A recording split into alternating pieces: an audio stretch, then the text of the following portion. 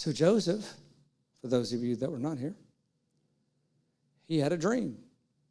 He had two. He decided he would share it with his brothers. Not a smart decision. He makes his brothers mad. He was daddy's favorite. He got a coat of many colors. Then he got thrown into a pit because his brothers didn't like him. And then one of them felt bad because they were going to leave their brother to die in a pit. One of them had some sense of conscience. So they pulled him out and sold him as a slave. The slave owner liked him so much because he was so effective and such a good worker that he put him over his whole house. The slave owner's wife liked him so much because he was a handsome young man that she began to flirt with him. He turns her down. Don't ever turn down a woman. She gets mad. Oh, y'all looked at me really ugly on that one. No, I'm not safe there either. Okay. So then he goes to prison because the slave owner believed his wife over the slave. Go figure. So he goes to jail, and then the jailer likes him so much because he is so effective in the dungeon that he puts him over the people in the dungeon. He couldn't help but to be put in leadership. He was so favored by God. So then one day somebody begins to tell a dream, and he's like, oh, buddy, you are messed up. This is over for you. Somebody else shares a dream and says, oh, well, this is going to go good for you. You've been done wrong. Well, you're going to be restored back to power in the next 2 days. So then a couple years later, because Joseph says, hey, don't forget me when you get out of here, but the guy forgot about him. Thanks for getting me out. So then one day, Pharaoh has a dream that none of his wise men can interpret, and then this guy overhears it and says, hey, you know, the reason I'm back in my position is because this guy down in prison, one of the other slaves, one of the other prisoners, interpreted my dream, and it got me back to where I am. And then Pharaoh's like, I'm interested.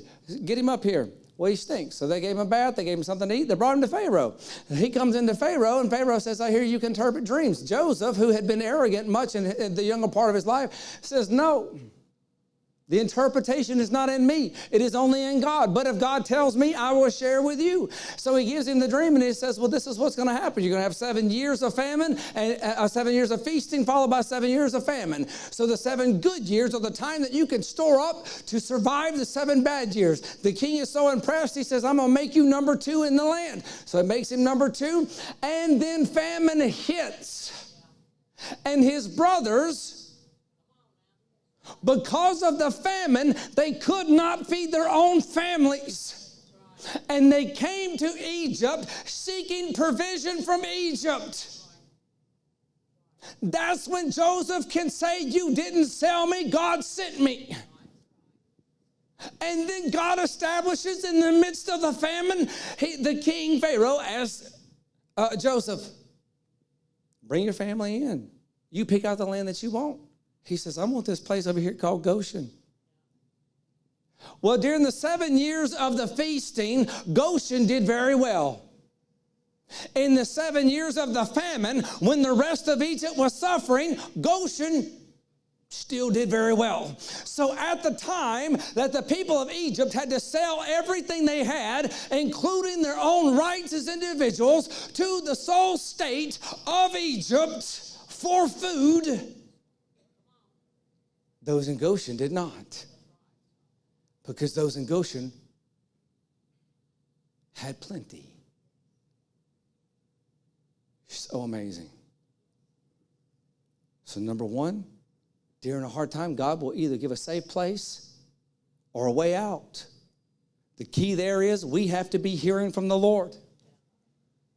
Number 2, don't be upset by the famine, because that is the catalyst that God will use to bring the restoration to the families. So the area number 1 is God restoring the hearts, his heart back to the prodigal and the prodigal to his heart. Number 2 is restoring the hearts of the prodigals to the previous generation.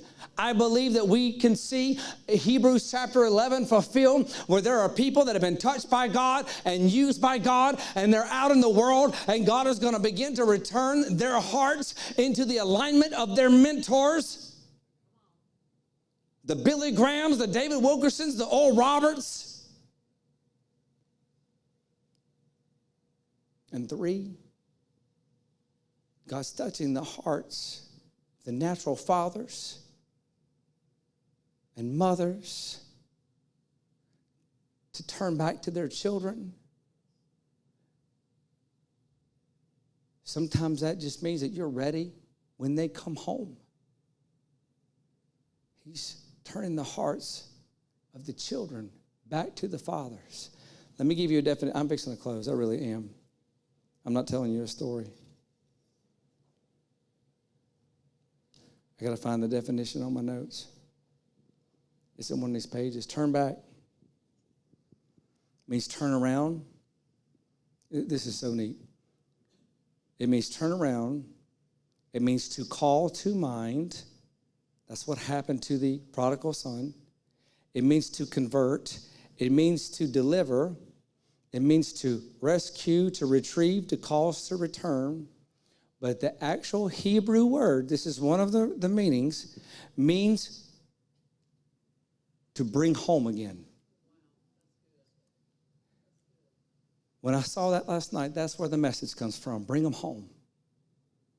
When I saw that, I said, the actual definition means bring them home again.